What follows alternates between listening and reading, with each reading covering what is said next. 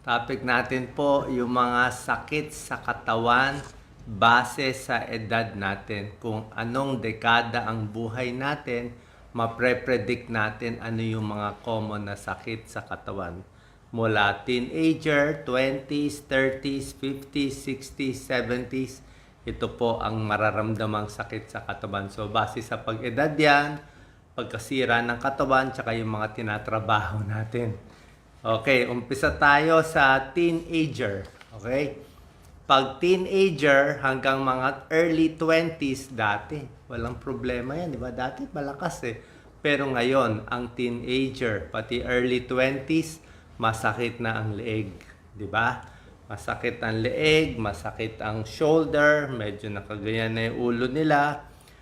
Bakit? Siyempre, kaka-cellphone, kaka-computer, kaka-tutok. Dati yung mga bata, di ba?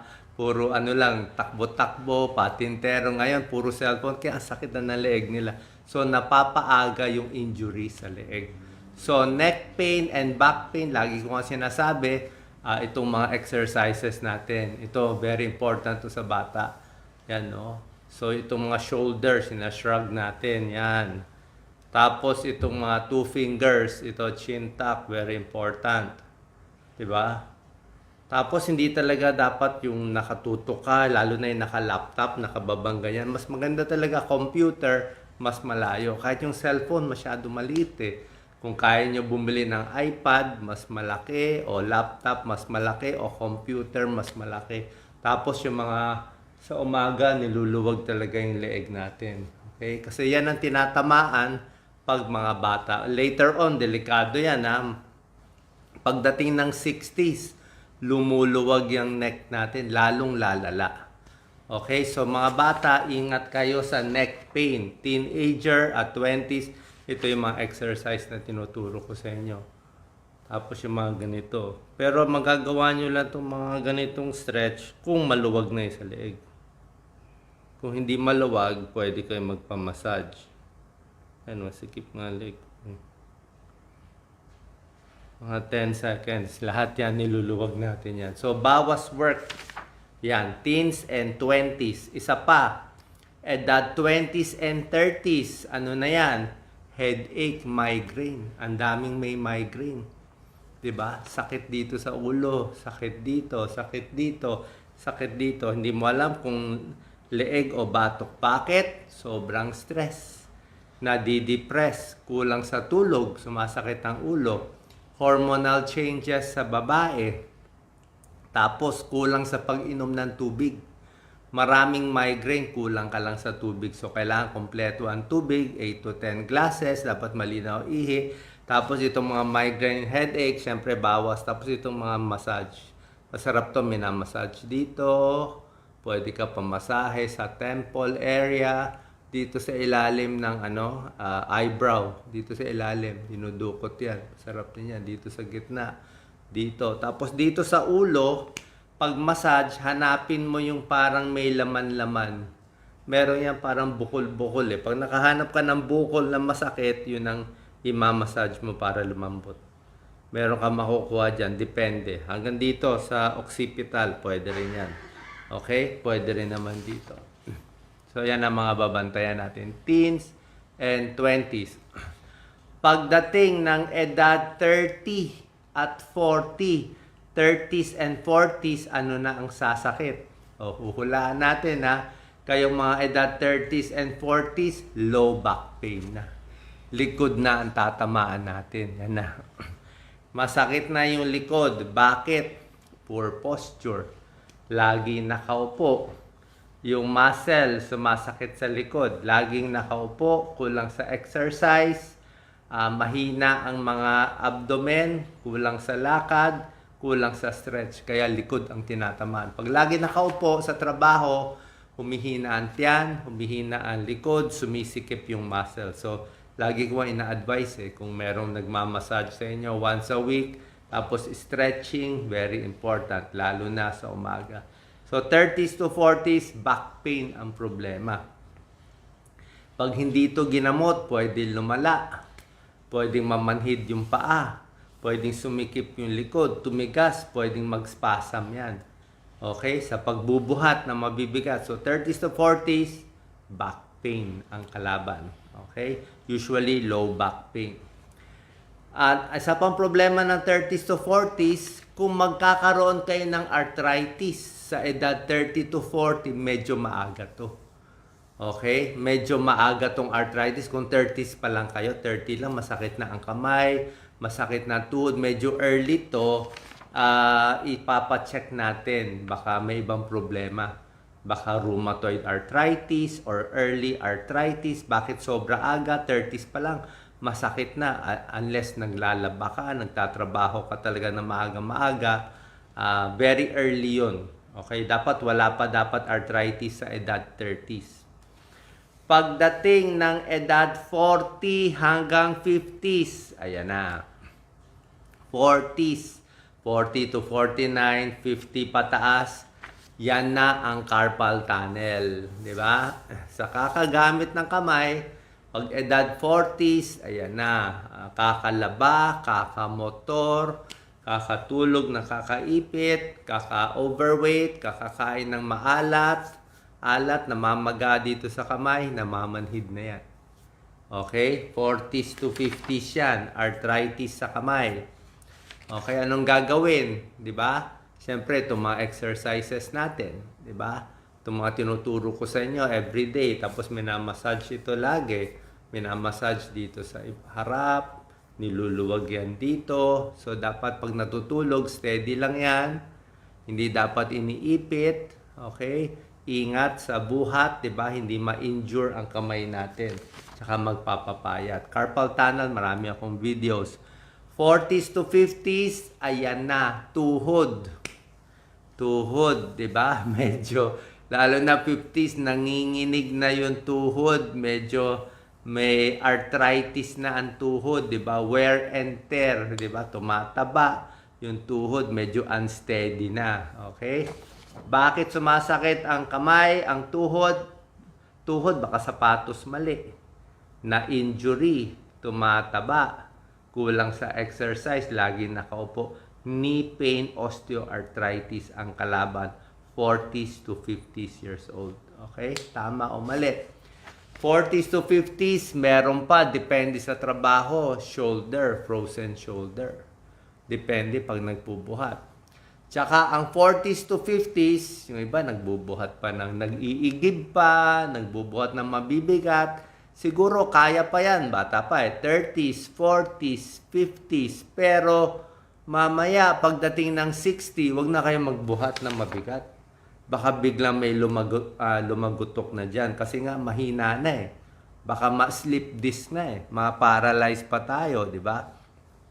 40s to 50s, kamay, carpal tunnel, shoulder, baka sumasakit, knee, tuhod, pati paa.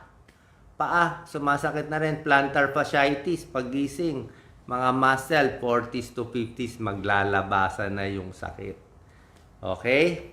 Bukod pa doon sa mga dati. Paano pag edad 50s, papunta na sa 60s? Ayan na. 50s to 60s, siyempre, menopause na ang babae.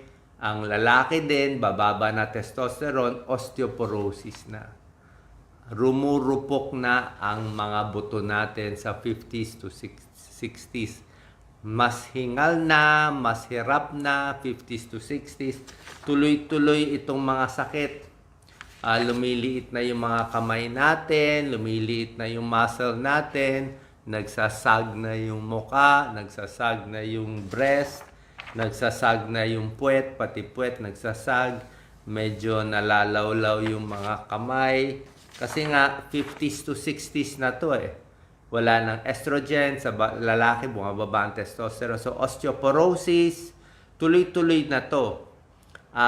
Sa neck pain, pagdating ng 60, yan na, humihina na yung mga buto dito lalo. So, pag nag-umpisa kayo ng 20s, masakit na likod, leeg, ingat na tayo. So, bawas na work, mag-adjust na kayo sa trabaho nyo.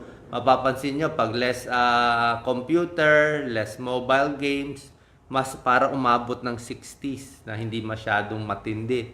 Mamaya, maoperahan yan sa leeg natin. So, 50s to 60s, neck pain.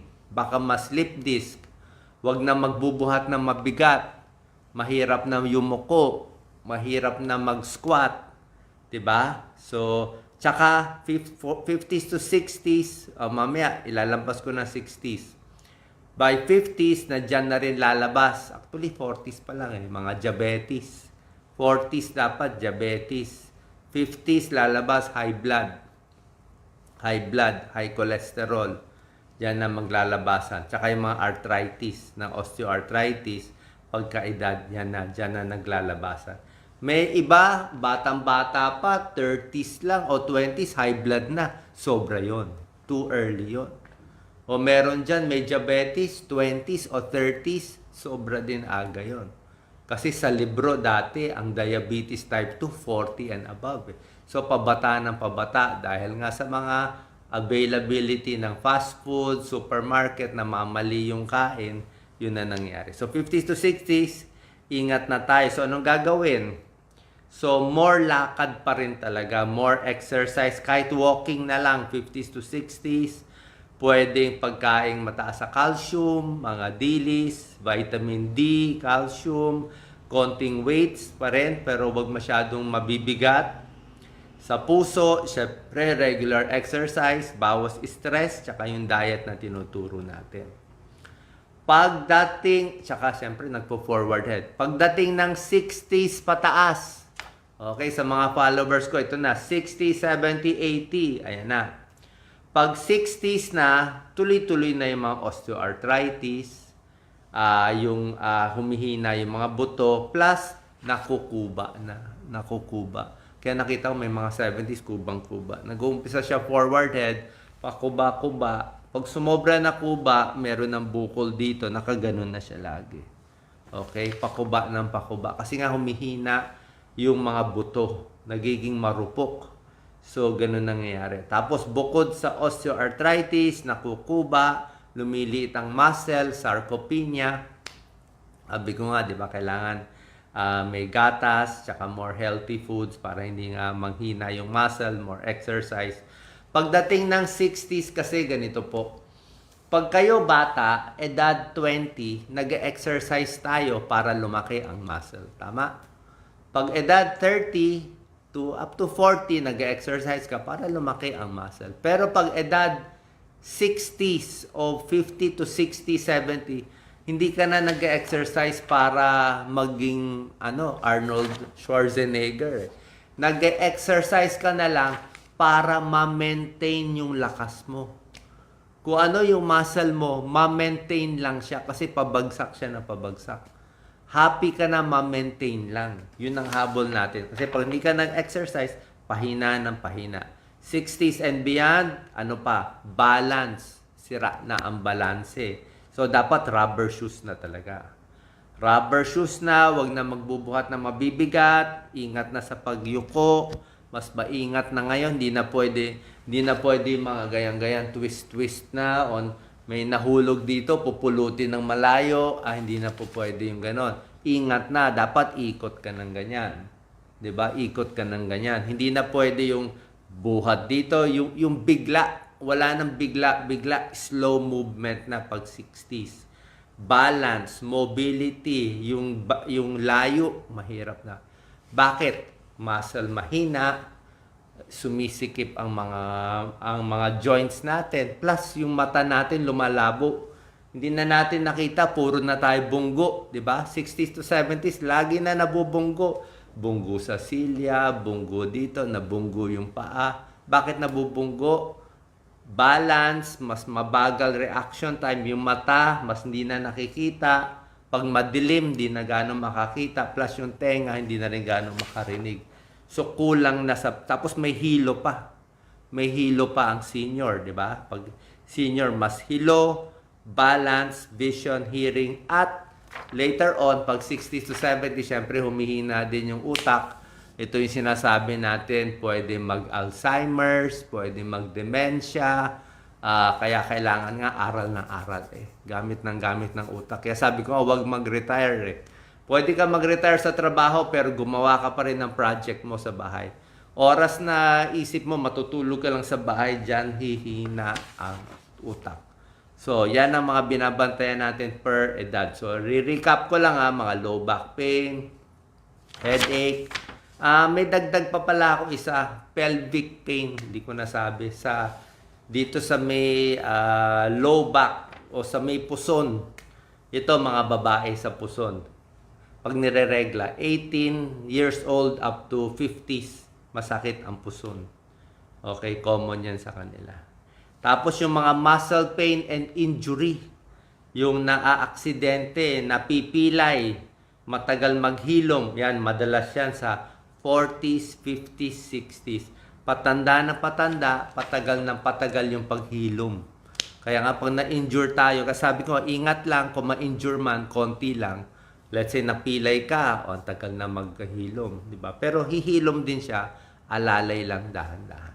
Okay? Sana po nakatulong to para sa mga bata, para malaman natin ano mangyayari So, pag nalalaman, pag nakikinig sa atin, bata pa, alam nyo, ganito mangyayari by 40s, 50s, 60s, 70s, bata pa, i-adjust yun na.